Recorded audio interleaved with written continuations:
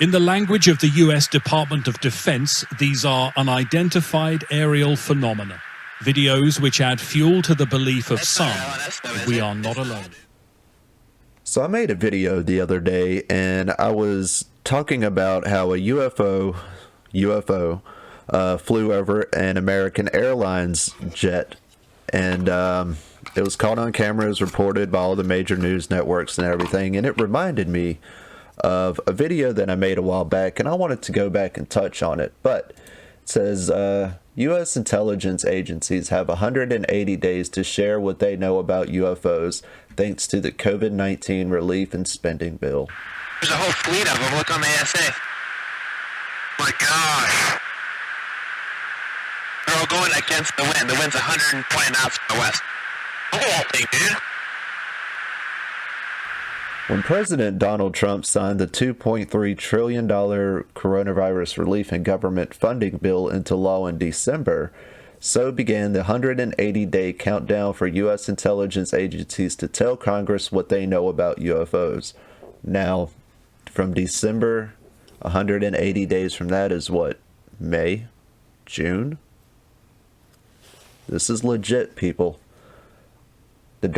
The Director of the National Intelligence and the Security Secretary of Defense have a little less than 6 months now to provide the Congressional Intelligence and Armed Services Committees with an unclassified report about, quote, unidentified aerial phenomenon. Mysteries of our time, at least here in Arizona. Today marking 21 years since the Phoenix Lights first appeared in the sky. To this day, nobody really knows what they were or where they came from. It's been that long, huh? This weekend you can read. It's a stipulation that was tucked into the committee comments section of the Intelligence Authorization Act for fiscal year 2021, which was contained in the massive spending bill.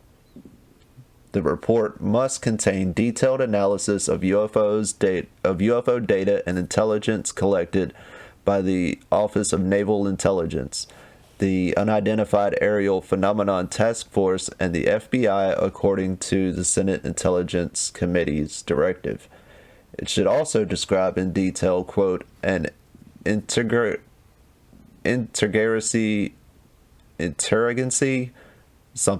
process for ensuring timely data collection and centralized analysis of all unidentified aerial phenomenon reporting to the federal government, and designate an official responsible for that process.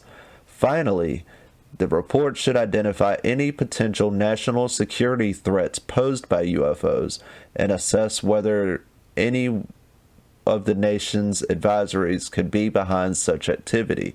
So what that's saying is they want to know for sure if they are a threat, and if there are any countries that are actually this far more technically advanced than we are. So we have that the submitted report should be unclassified. That committee said, though it can contain a classified annex. The spokesperson for the Office of the Director of National Intelligence confirmed the news to the fact-checking website Snopes. That same year, racing across the surface of the ocean, something that it took some skill to capture.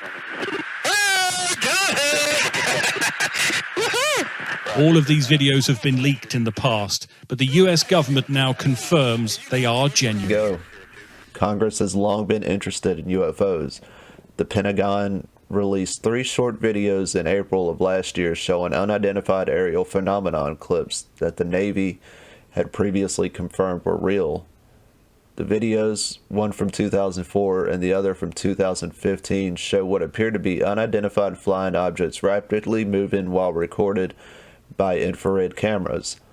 2 of the videos contain service members reacting in awe at how quickly the objects are moving.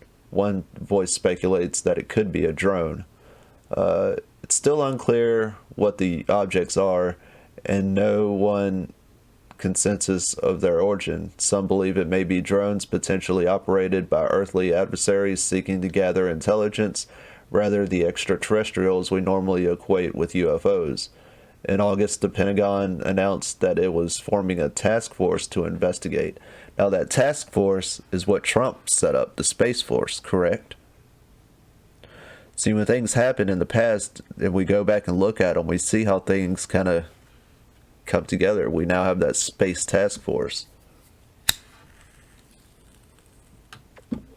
Sorry, I get excited about this stuff. Members of Congress and Pentagon officials have long been concerned about the appearance of an unidentified aircraft that had flown over U.S. military bases. The Senate Intelligence Agency Committee The Senate Intelligence Committee voted last June to have the Pentagon and intelligence community provide a public analysis of the encounters. But it's not the first time the Pentagon has looked into aerial encounters with unknown objects. I'm sure it's not. The Pentagon previously studied recordings of such incidents as part of a since-shuttered classified program launched at the behest of former Senator Harry Reid. So the program was launched in 2007 and ended in 2012, according to the Pentagon, because they assessed that there were higher priorities that needed funding, maybe the Space Force. The former head of the program, Luis Elizondo, told CNN in 2017 that he personally believes there is very compelling evidence that we may not be alone.